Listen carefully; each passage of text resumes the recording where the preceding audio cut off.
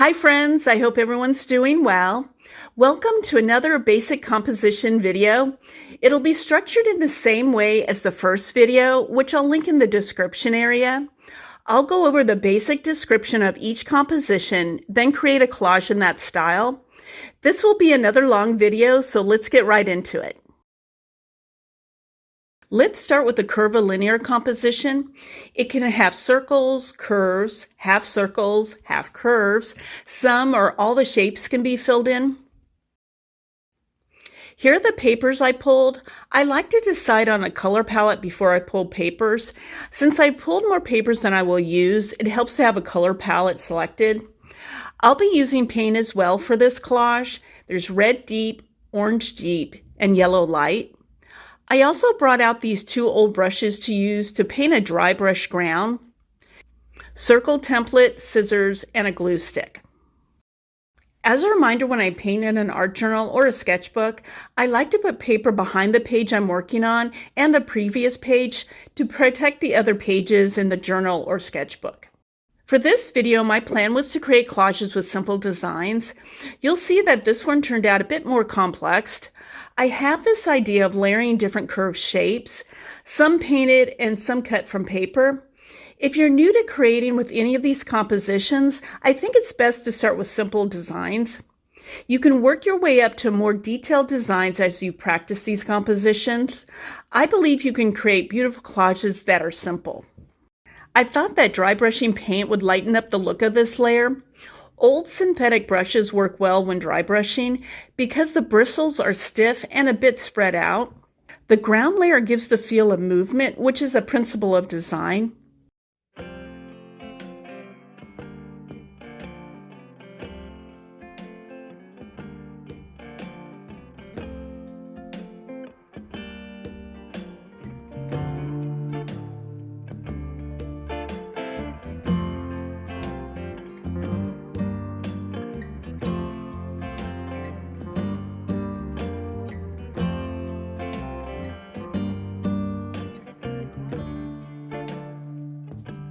I realized the circles on the templates aren't large enough, so I brought out a compass instead.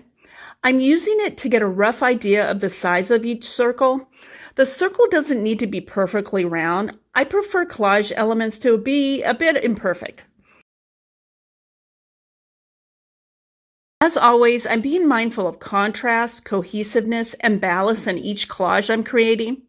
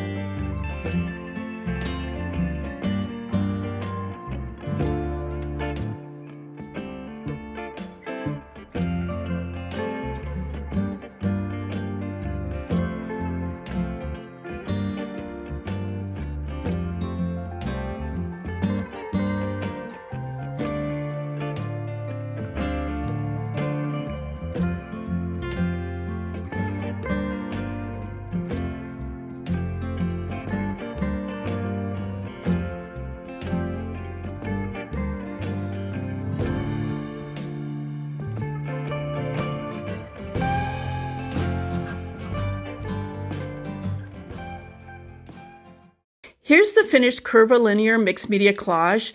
I really like the way it turned out. It has a lot of movement. As I previously mentioned, most of the collages won't be this detailed. Let's go on to the next composition. Next is the L composition. This is the first composition that I'll be discussing that references a letter. This one is used a lot in landscape or still life. There's one or a group of elements that are tall or vertical, and the rest are smaller elements that are on the horizontal. More warm-leaning papers for this collage. Once again, there are more papers here than I will use. I wanted to show contrast by painting the ground with cool tone paints in dark blue light and green deep. It'll be an ombre ground, so I brought out 3 brushes, 3/4 inch and 1 inch. I can create an ombre using only 1 brush, but I'd like to have 2 to 3 out in case I need to use them. If you haven't painted an ombre before, I suggest using 1 brush per paint color and 1 to use to blend the colors together.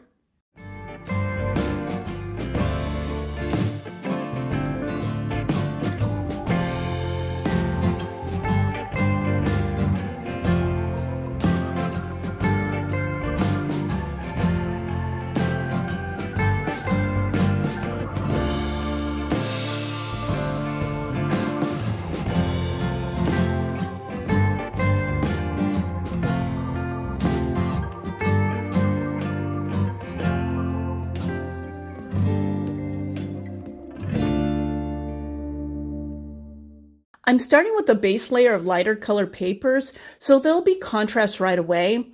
I want to make sure the collage section stands out from the painted ground. Once the base layer is done, I'll go back in with darker and mid-tone papers, being mindful of varying the sizes and shapes of the elements.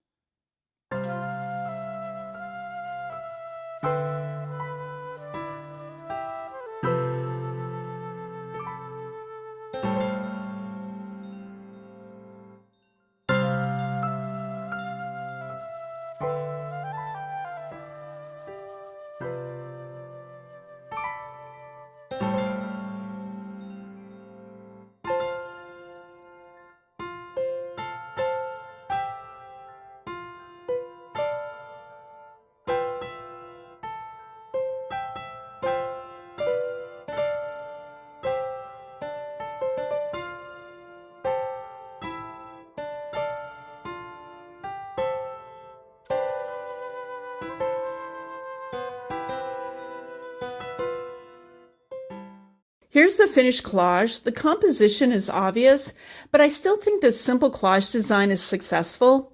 The pattern papers and tearing the edges help to add interest to the collage. Let's go on to the next composition. Other names for the triangle composition are pyramid or 3-spot. It doesn't necessarily need to be an equilateral triangle. One side can be shorter or longer than the other. With a three-spot composition, it can be used for abstract designs, but it really works well in a landscape or a cityscape. Here are the papers I pulled. No paint this time. The turquoise papers will be the main color for the triangle shape, and the purple will be the area around it. I lightly marked the shape of the triangle with a pencil. It'll be off-center, and this is just a loose guideline. I'm starting by working on the purple area because I want the triangle shape to be on top. I want the viewer to see that the triangle is forward and more defined than the purple area. Also, the purple papers will be glued in a horizontal orientation while the turquoise papers will be vertical. This will help to separate the two sections. You'll notice that I'm not fitting the purple papers exactly along the pencil mark. Since the mark is a loose guideline, this design won't be an obvious triangle.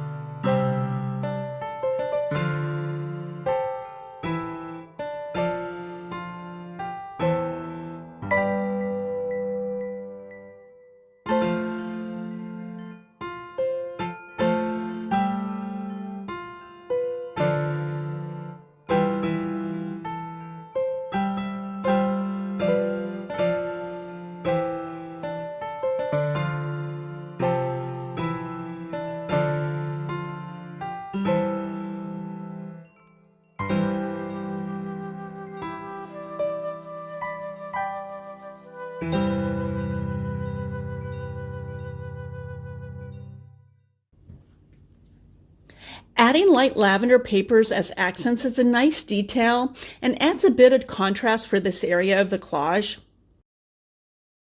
Now onto the turquoise triangle. Even though the pencil marks are gone, I know that the general shape of it will have a shorter side on the left and a longer side on the right. You'll see that I'll add thin accent papers on top of it as well. The colors tie into the burgundy in the turquoise paper and the purple to the top section.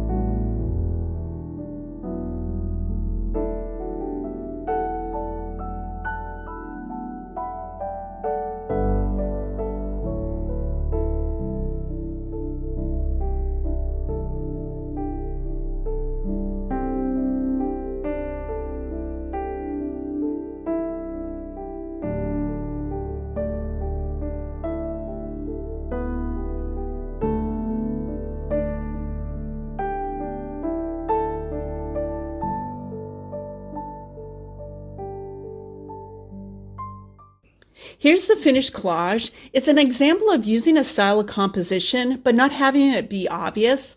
Let's go on to the next one.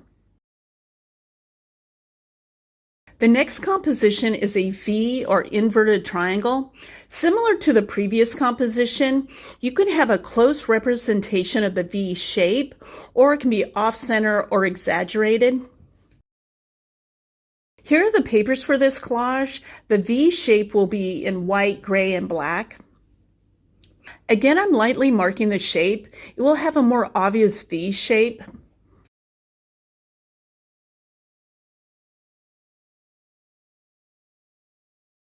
I'll be working on the triangle after I finish the area around it. For this section, I'm cutting the paper up to the pencil line to show how I would do this step. The red paper is larger than the area to leave room for a possible cutting error. I'm marking 2 points where I'll cut the straight edge of the red paper.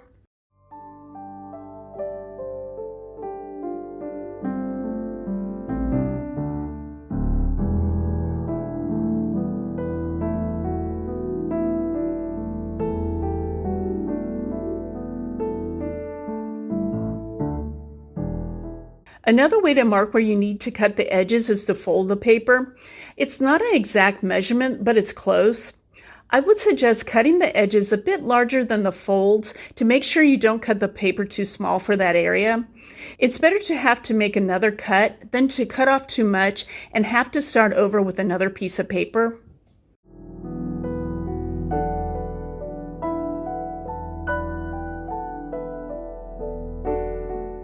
For the V shape, I decided to tear the paper's edges. The shape will still be obvious.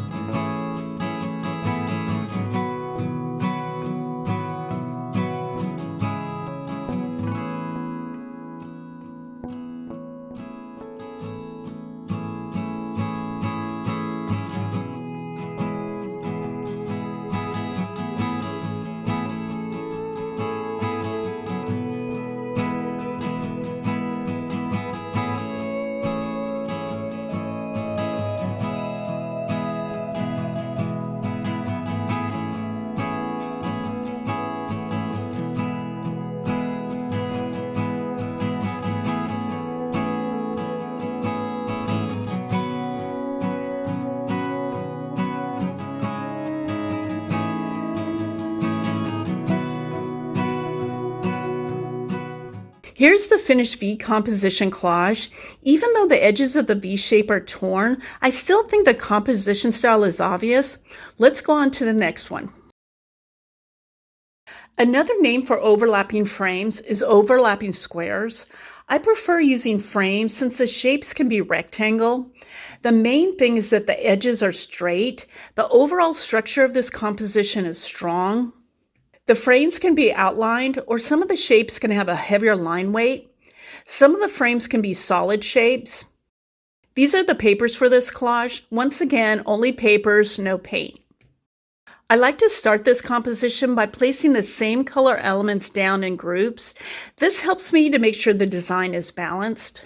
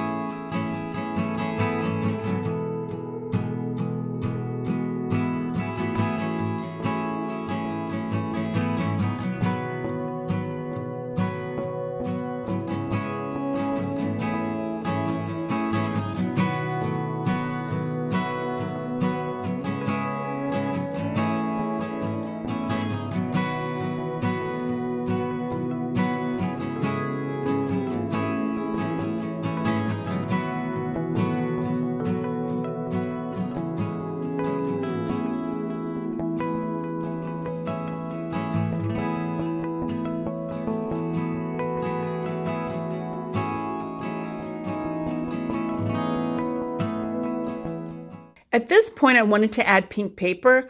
The design was looking a bit flat to me. There isn't much contrast, so the pink paper will help with that. I wanted to make sure this collage was going to be visually pleasing. Along with adding a warmer element to this cool tone collage, the pink papers will be frames instead of solid elements.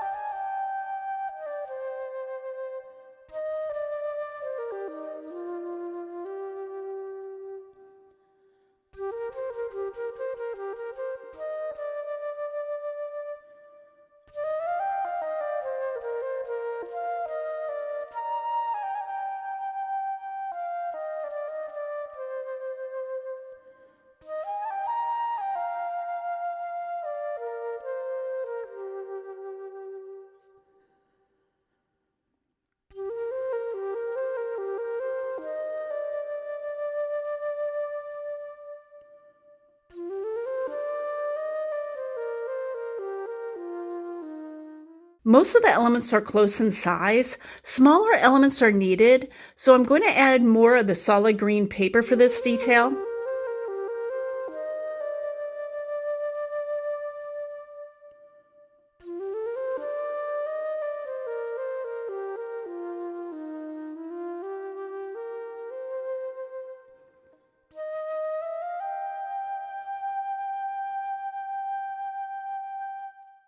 Here's the finished collage. It has a variety of sizes and shapes. It has a bit of bright and warm elements against the mostly cool tone papers. Let's continue on to the next composition. Next is group mass, or sometimes I've seen it called focal mass. Artwork with this composition has a strong focal point. I don't typically use this composition, but it's good to create in styles that are different than my usual ones. Here's the paper selection. I picked the chartreuse paper in case the collage was looking a bit too muted. My plan for this collage is to have the old book pages as the ground layer and the dark browns as the group or focal mass. Once both areas are glued down, then I can decide if the chartreuse paper is needed.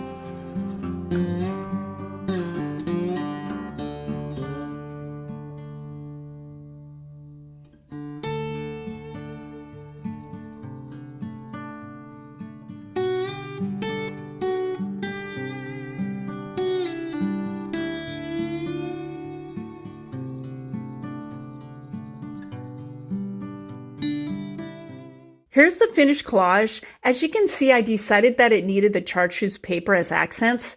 This is definitely a simple design. Let's go on to the next composition. The compound curve is also called S or Z or zigzag composition. You see it a lot in landscapes or cityscapes. It's used for artwork that has roads or rivers. Here are the papers I selected. The paper with the text is from an old Thomas guide. It's a nod to the use of this composition for cityscapes. I won't be creating a cityscape, but it's a way to incorporate a reference in an abstract collage.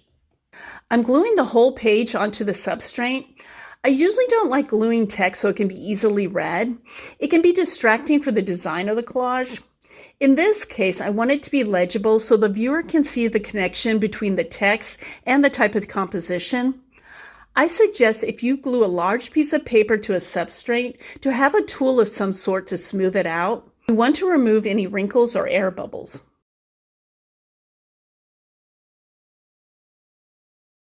This design will be very simple, so the composition is easy to recognize. I'm gluing the paper on top of the text ground in a zigzag pattern. To add an interesting detail, I'm placing the paper so one blends into the next, meaning I'm starting with the purple paper, then the next paper will be the green and purple plaid. The paper after that is the green with the hint of burgundy. Next is the burgundy paper, and finally the pink paper.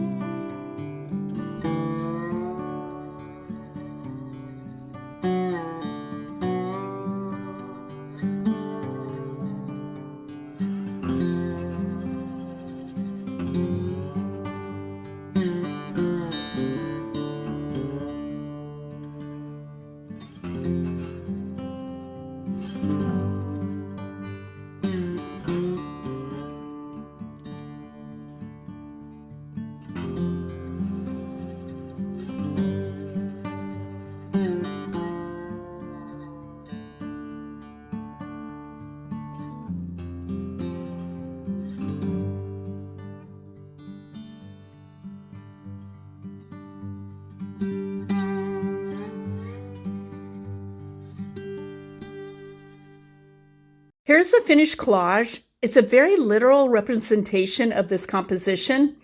Let's go on to the next one. Next is meandering composition. This composition doesn't have a focal point. It's an all-over pattern that has some control, so it's not a mess. Think of the artwork by Jackson Pollock or Bryce Martin. I'll be creating a collage that leans more to Bryce Martin's style. Here's my paper selection, and I'll be using a black Posca paint pen on the first layer. Speaking of layers, I find it's best to create this style of composition with one color per layer. This will help to control the design and not to have it look like a mess. I'm starting with a black pen mark, then I'll add the color papers. One color paper per layer.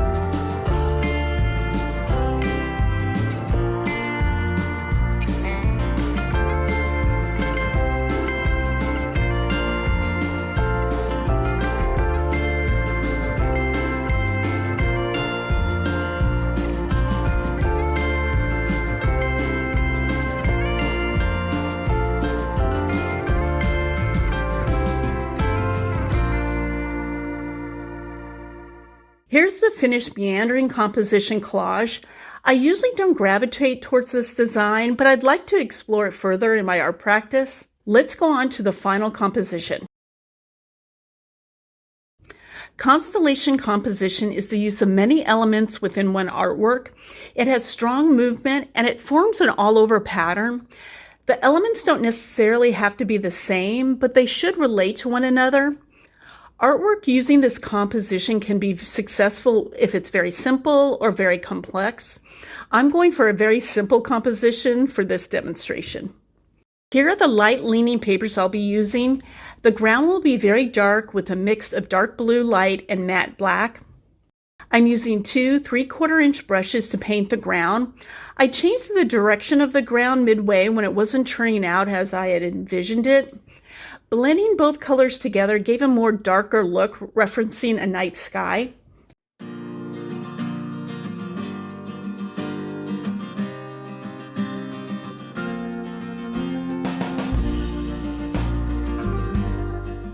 My plan for the collage design is a very loose reference to stars and a moon at night. This pink element will be larger than the other ones, so it'll be seen as a focal point or an element representing the moon. Instead of just using one color paper for each element, I'm adding a greenish gray paper to each one. This detail will tie all the elements together. The smaller elements will be different colors and slightly different sizes and shapes to add an interesting detail to the collage.